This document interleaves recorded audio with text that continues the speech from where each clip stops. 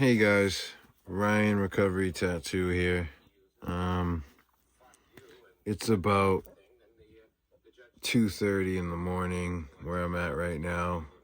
I just got home about a couple hours ago. I came home and cleaned up, ate something, and I haven't gotten much sleep lately, right? And so I'm wicked worn out. I'm beat. I am beat. And you'll probably hear it through the story, or you'll probably be able to tell. But instead of just pushing it off and laying down and doing whatever I want, I got up, set up my station. I set up some stencils yesterday so I would be good to go. And I'm just going to do probably just whatever line work I can get done on these two pieces. And I'm going to tell a story about I'm going to tell a story about when I cracked 3 safes to get $25,000 in cash altogether. And I want to start off right away by saying, normally I'm going to be way more upbeat and telling the story like real in depth and detail, and my tone will change, and I remember these stories like they were yesterday. So it's easy for me to tell them because I'm usually telling these stories to other people that I'm around when certain things come up, right? See, I'm already dragging. I want to start the story in the video and get going because I promised I would, and since I promised that I would, that I'm gonna. Even though I'm tired and I really don't feel like it right now, I always feel like tattooing, and I don't mind telling a story at the same time. And I did promise.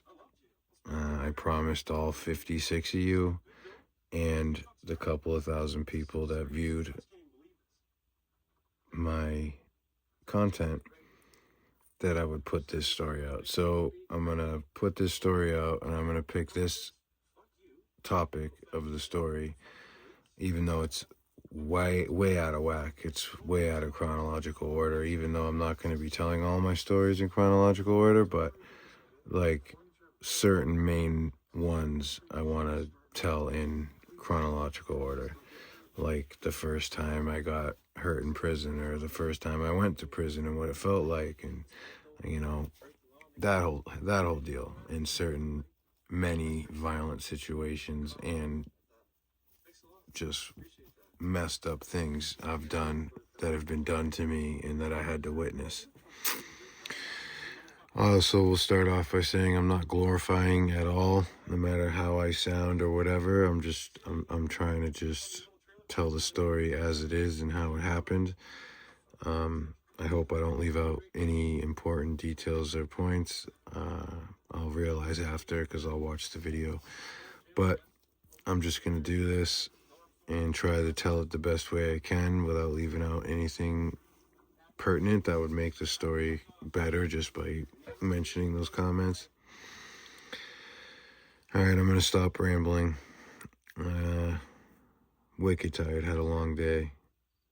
Long week, actually. And my car's messed up. I got a wheel bearing that's bad, and I didn't know it. And I bought 4 tires and had them installed when there was the wheel bearing's so bad the tire's going to fall off any minute, the mechanic said. He said that he wouldn't drive it anywhere, and it was the worst wheel bearing he's ever seen as a mechanic. And I just bought 4 tires and paid them to put them on, so And my next check, I'm paying rent. So I'm not going to be able to get them in a couple weeks either. And I really hope the front tire of my car doesn't just come off while I'm driving. I'm only driving to work and back right now, but it could happen in any minute. And once that happens, it's way more than a wheel bearing I have to fix. So I have a lot of stress going on that right now, heavily. But anyways, I'm going to start this. I'm going to go through the story about getting that money and how all that went down.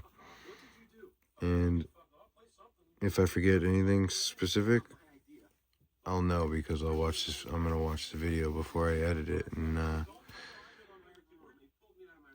I'll fix it then. I just promised that I would put this story out, so that's it. As a man, I keep my word, always, no matter who I'm telling it to. Okay, so the tattoo artist's version of a fit check, right? It's really just a equipment check. I got the OG Produce Fury 2, the Jason Ramos Chrome Edition. Also the edition with the Fall Harbor motor in it, which is a massive upgrade. I'm going to be using a CNC Police standard 7-round liner to outline this rose here. And I'm using straight dynamic black for ink. And I'm using real skin, fake skin, the only true skins to use that'll actually help you improve your skills at all.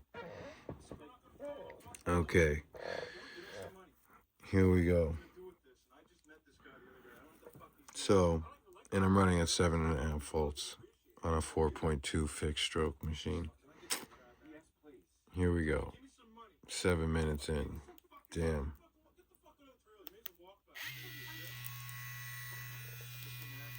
Alright, so at this time in my life,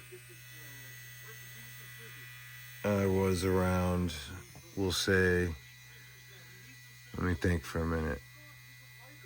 I was probably 18 or 19, right? And a drug addict.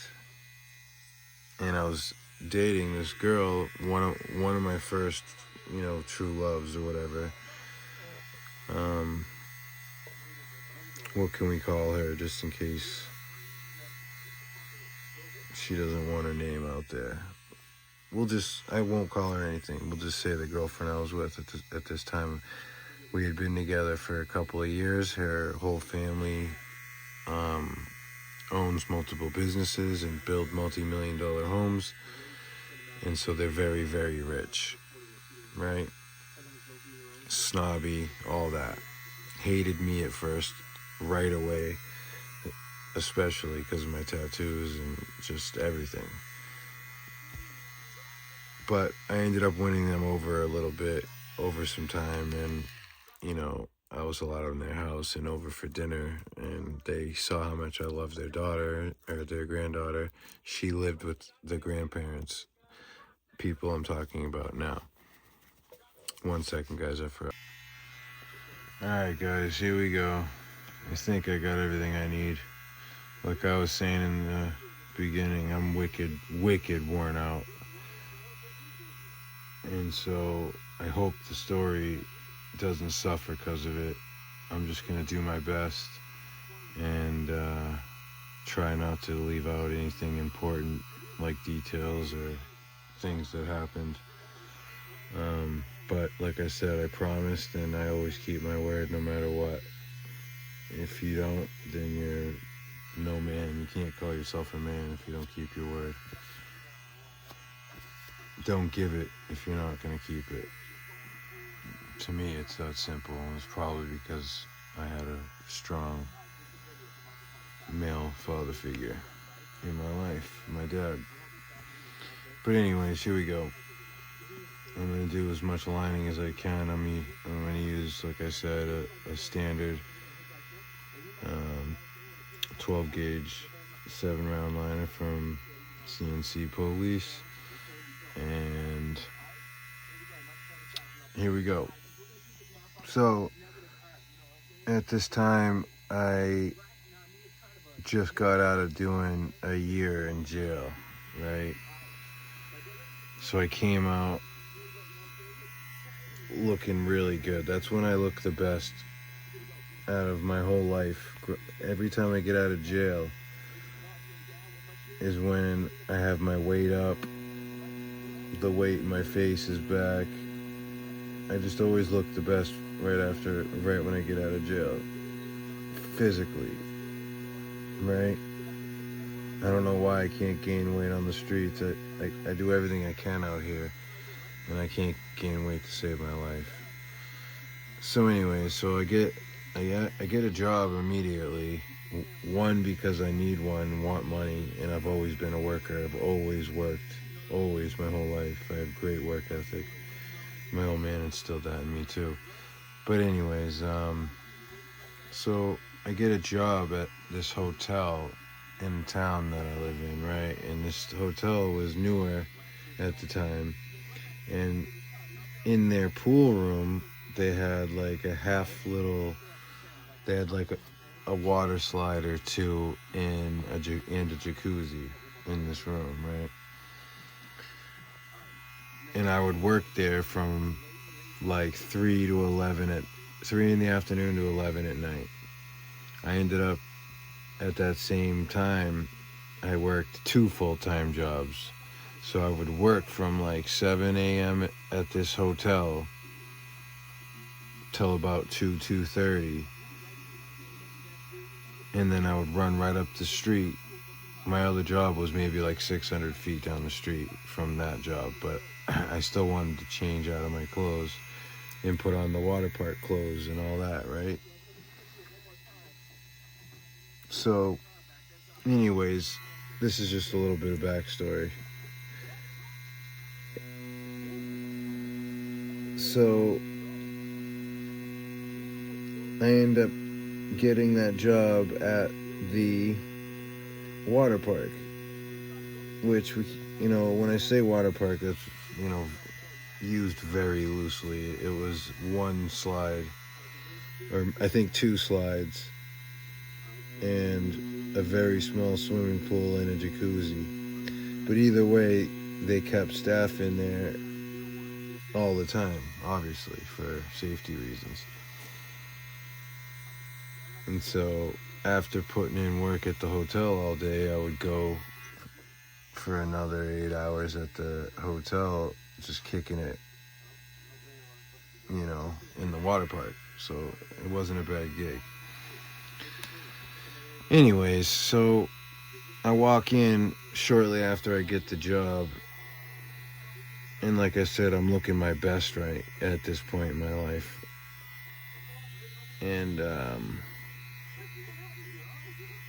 I walk into the water park one day. I think it was to like get my paycheck or something. I wasn't working that day, I know that.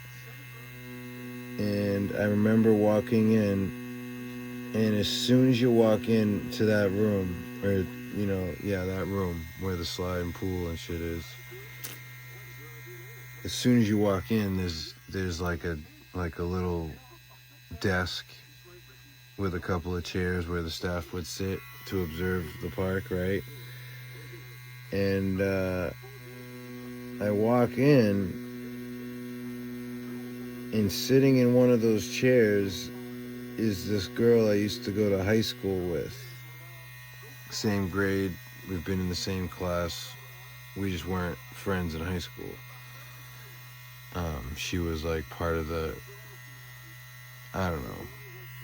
she was part of that, group of women that were really attractive in high school, and that they were the ones like dating the older guys and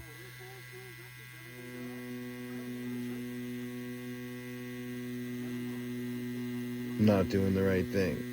And so anyways, like I said, I had 2 full-time jobs, and I would also sell pills.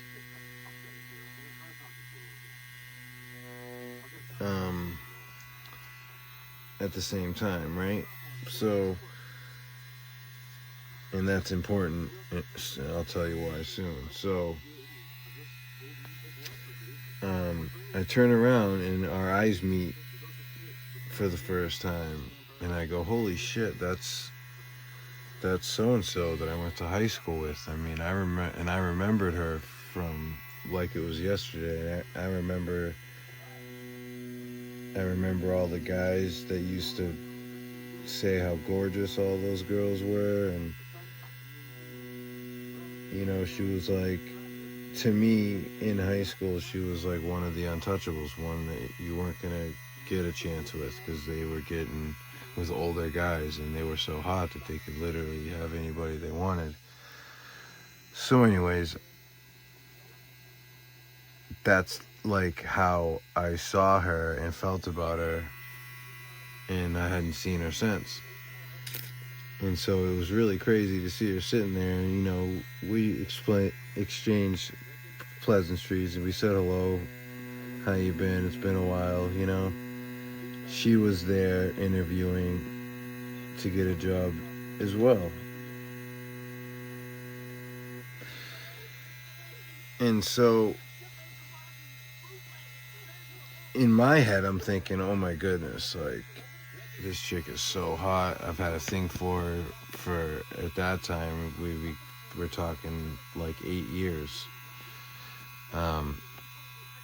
Not like so much her specifically, but definitely she was in the top 5 of the hottest girls in school. One of the girls that you just think, you'll never ever have a chance with, especially romantically, right? So anyways, we start working together, and I didn't know this until after we got together, but she was crushing on me hard. I guess when she saw me for the first time again after high school, when I walked in the room, I guess she told me later that she fell in love with me right then, before we even said anything. And I couldn't believe it, because to me, in my head, she's still one of those like untouchable girls in school. Like, you don't ever think about having a chance with them, right? So whatever. I'm also not in high school, and I'm older now, a lot more life experience, things like that. And so whatever, long story short is that she just had moved back. She moved to Florida after high school with one of her friends or whatever, and then found herself stuck down there for a couple of years, few years or whatever, and she ended up moving back home because this is where all of her family is, right? So anyways, very quickly after working I think it was even the first shift, we found out like what we like to do for fun, and like what drugs did we do, if any, and blah blah blah. And since she just came back, she didn't have a connection for anything. She'd been gone for years, so like she didn't know anybody to buy weed from, she didn't know anybody to get pills from, or anything. And I was that guy at that time for most of those things. So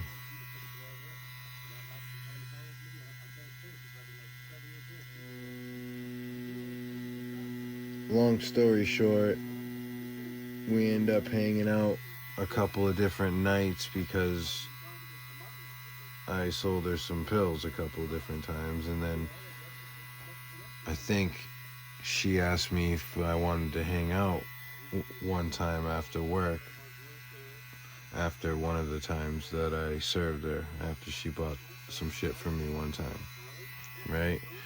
So whatever, fast forward, This is why I don't like to do videos when I'm tired, because I lose my train of thought constantly. But I promise, so I'm doing it. So, anyways, we clicked basically immediately. I'm gonna try to skip over it. I mean, I can make a whole video about her and I getting together and how it happened and all that. Pretty crazy. But anyways, so I'm selling her shit that she wants. We end up hanging out after work because, like I said, we like clicked immediately, even as friends. Just like, she was funny, she thought I was funny. Our conversation was great, always. We never like bickered or argued or anything. We just like fully clicked immediately. And so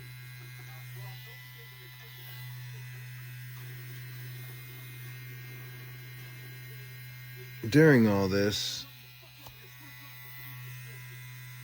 we get together like officially, right? And her grandparents don't approve, and so they won't allow me there. And her and I were in love, and there was nobody telling us who we can date or can't date, right? We're adults. So I would like we'd go back late, so it was dark and the grandparents were asleep, and I would like sneak in through the window and then leave early in the morning, or hide down there until they left, one or the other, in the basement of their 4-story $5 million home. Right? You know where I'm going with this, right? So her and I are just doing our thing. We work together. Our shifts are at the same time. Everything was going great. I had 2 full-time jobs, so I had plenty of money. Plus I was selling shit on the side, so I had that money too. And back then life just seemed great, like nothing could touch us, you know, like we were Bonnie and Clyde.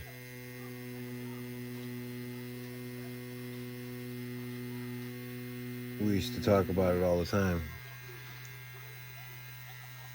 about how crazy in love we were with each other, and just how different, right, it was from any other relationship. But I mean, that's what she was telling me it was like for her, and that's what I was saying it was like for me, and it really was. And I believed her too, but you know, everybody says that anyway.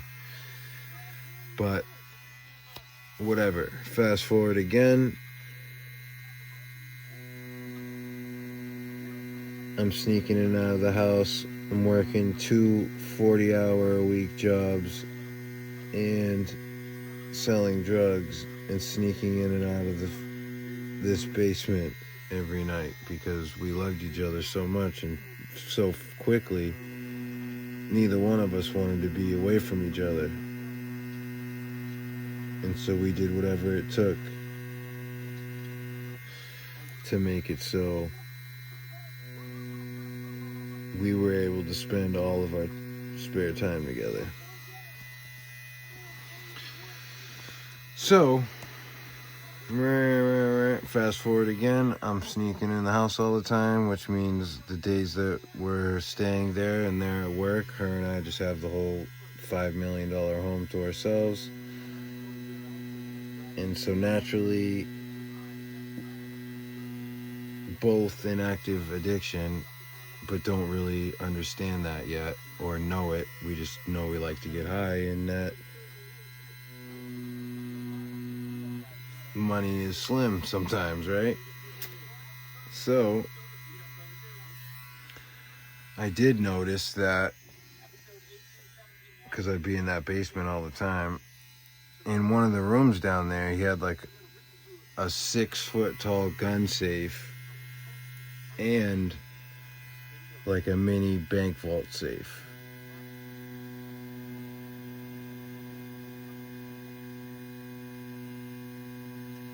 And, you know, I'm not going to go on and on about other details unless you guys want to actually hear more about like how I got in. And anyways, there was like 4 or 5 safes in the whole house, but we were only interested in 3 of them. There was that one in the basement, there was one on either the second floor, I think, and then there was one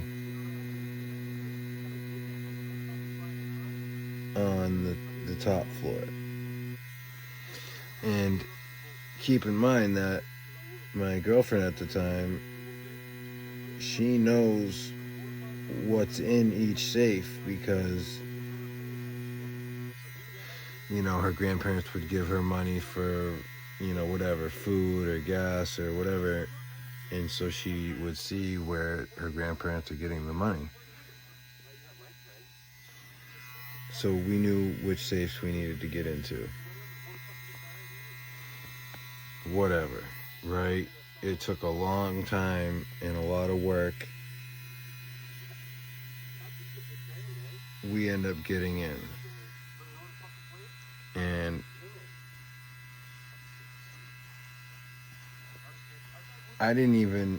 we didn't even rob them all. Like, we didn't take, there was more than 25 grand there in all 3 of the safes that we got in. If we had taken everything, it would have been probably double that.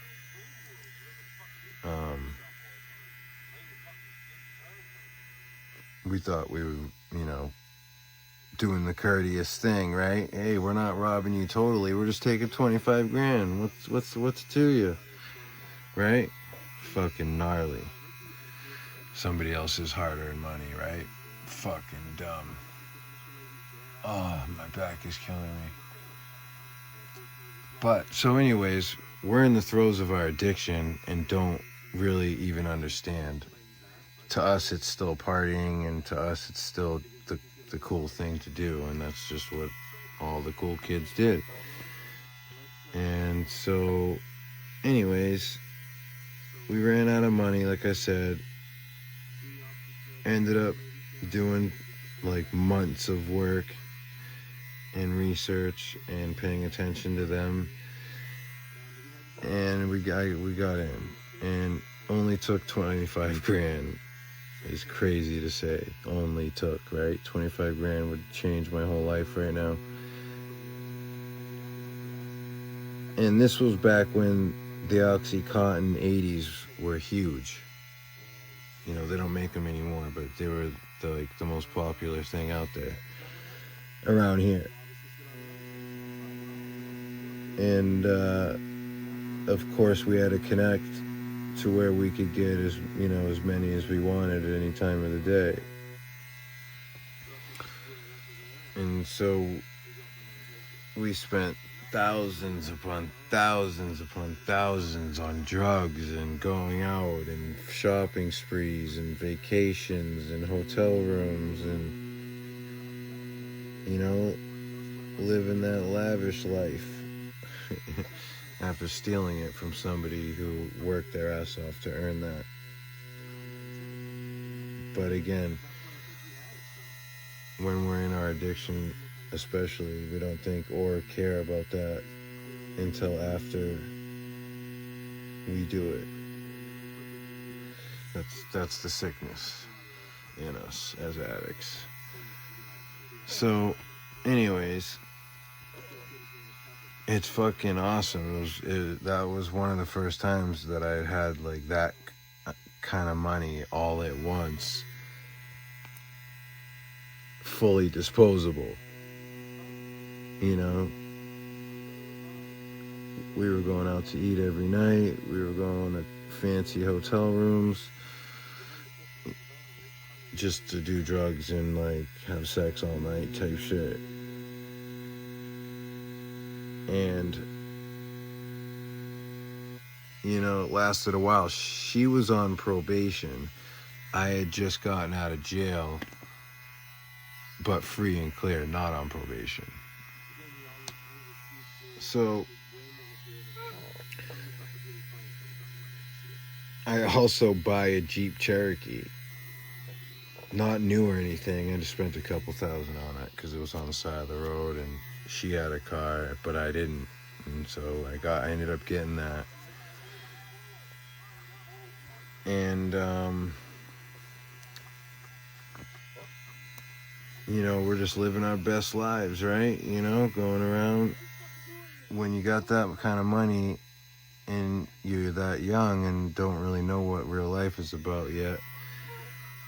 And I don't care what you say, no 19, 20, 21-year-old has life figured out or even has an idea of how much it's about to smack them in the face. Which isn't a bad thing. That just comes with age, you know. You gotta go through shit to learn shit, right? Anyways, did I just fucking make a massive mistake? I hope not. Anyways,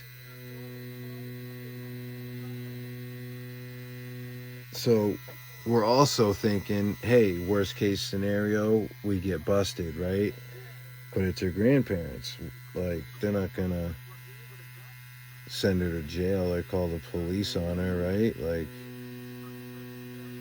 what family would do that? And so I believe that something's telling me that, like,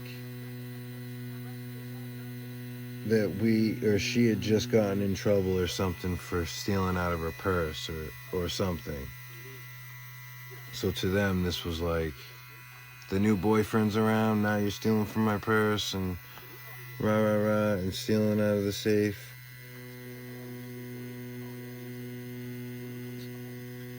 And so they fucking do. They call the police, which, you know, rightfully so.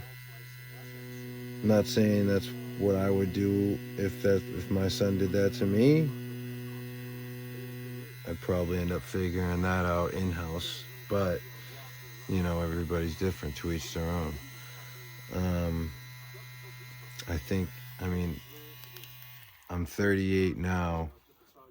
Yeah, so that was like 20 years ago that happened, and I still am paying the state. I have $11,000 left of that 25,000 to pay back. Oh my gosh, right? Fucking nightmare. Hey guys, the video stopped recording all on its own, or I must have nudged it or something, I don't know. When I went to hit stop at the end of the story, when I was done, the screen was off. I just had to watch to see where I was at, to see how much longer. There's so many details I left out.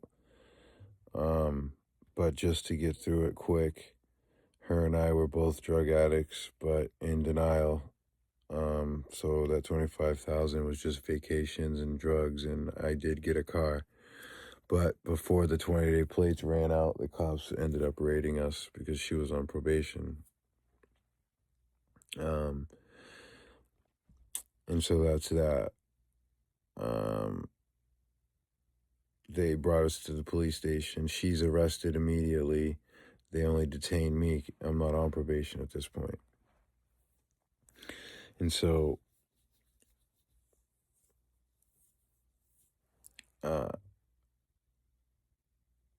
right before we leave, they're going to give me a ride home. They're like, we're going to bring you in to see her. She's freaking out, blah, blah, blah, blah. She's being extremely emotional is what they're saying, right?